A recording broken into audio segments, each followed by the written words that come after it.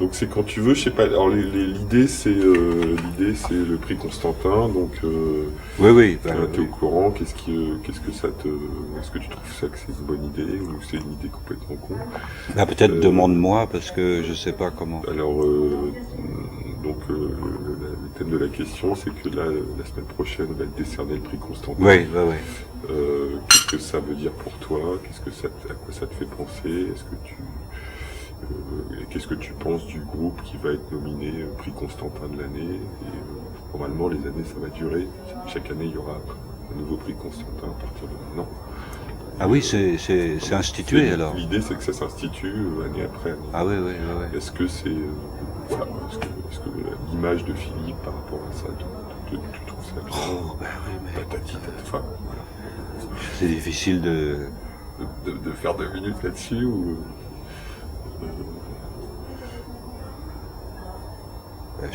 je sais pas par où commencer. Question basique, on va essayer de faire une question plus basique qui est Le prix Constantin, oui. Philippe Constantin, je l'ai connu. Je l'ai connu à un moment où je savais pas trop. C'était la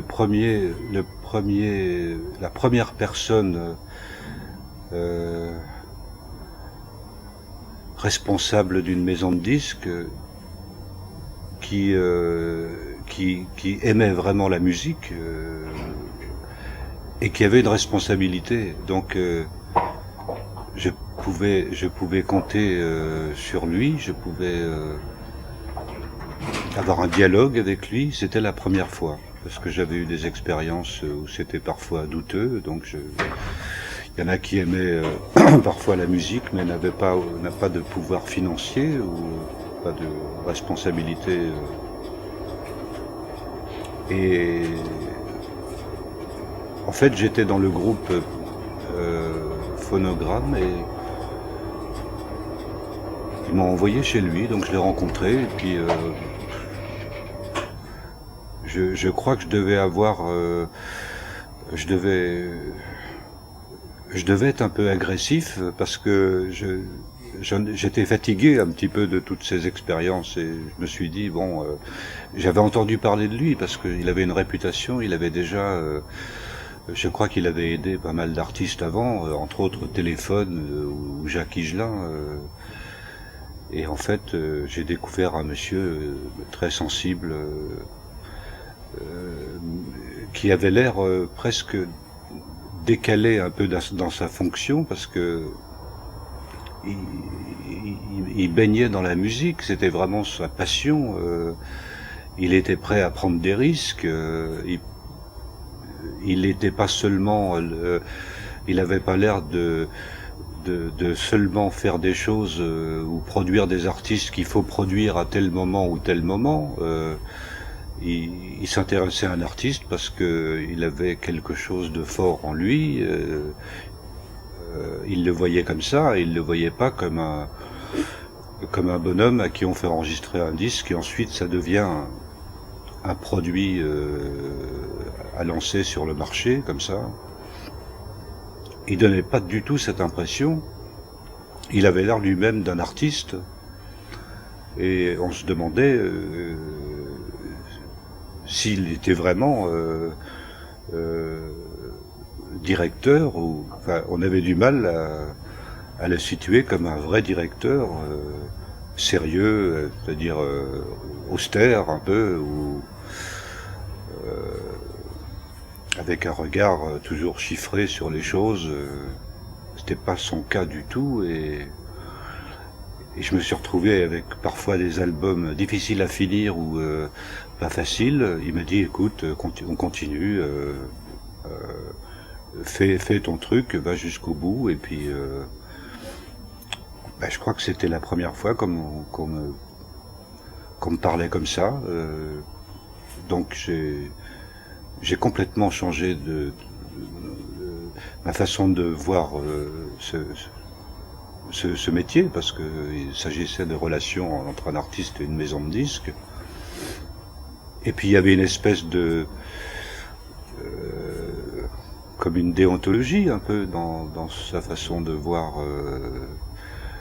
Il n'était pas forcément sectaire, il aimait des choses assez différentes. Il a engagé des artistes plutôt différents. Hein. Il était à la base de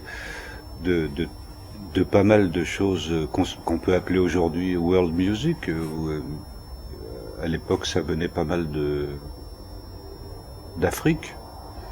Il y avait Morricone et puis il y avait aussi Noir Désir ou Stéphane Escher. Et tout ça a été fabriqué un peu avec un esprit. Il n'était pas question de calquer un travail sur un artiste. Il était question de le cerner un peu et d'essayer de développer ce qu'il était lui-même sans le déformer et sans déformer ce qu'il avait envie de son propos, quoi, sans déformer ce qu'il était, sa façon de fonctionner. Il comprenait tout ça, donc c'était pas général dans les sphères de la finance ou des responsabilités de maison de disques à cette époque-là. Donc, mais il était quand même, il avait l'air d'être plutôt un personnage romantique. Alors le romantisme et la finance, ça peut parfois se conjuguer avec difficulté. Il a eu parfois certainement des difficultés, mais ça l'empêchait pas d'avancer. Je me souviens que quand j'arrivais, toute l'équipe autour de lui, il avait constitué une équipe pour travailler avec lui. C'était une église, il l'aimait tous et il lui c'était pas un patron, c'était un cousin qu'on avait envie de protéger. Il avait l'air un petit peu fragile, à la limite, donc il y avait toutes ses responsabilités sur ses épaules, mais à sa fragilité, il s'en servait pour comprendre les artistes, pour essayer de les épanouir au mieux. Et puis il était sûrement très curieux parce qu'il allait toujours assez loin. Il s'endormait pas sur ses lauriers. Hein. Il avait déjà fait plein de choses et il prospectait. Il voulait pas forcément fabriquer une espèce de moule avec comme ça juste une direction et puis une armée d'artistes qui défilent.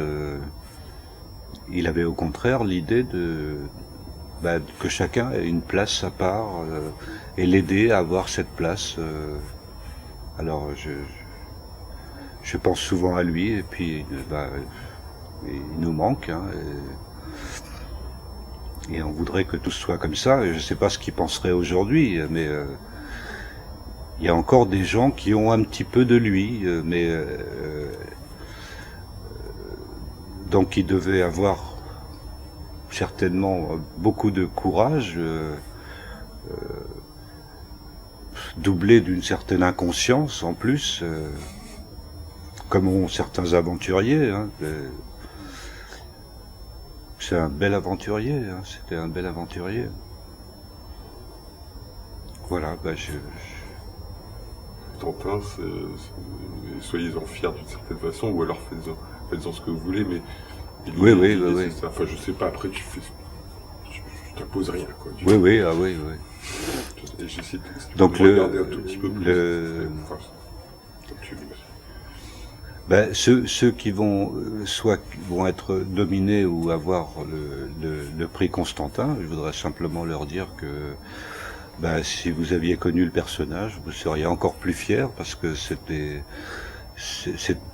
c'est un prix qui porte le nom de quelqu'un qui avait la musique dans son cœur et c'était pas un vulgaire calculateur, donc il peut être un exemple vraiment et de qualité. Vraiment, on peut parler de qualité, il faut pas avoir peur de ça. Je souhaite que ce prix se perpétue pour que justement il y ait cette espèce d'exigence, de folie, parce que les artistes, ils ont le droit d'être fous et ils sont payés pour ça en plus. Donc Constantin, il était à sa manière un peu fou, mais il faut ce genre de fou pour donner du saveur à la vie. Et donc, si un jour vous touchez de près le prix Constantin, bienvenue parmi les fous.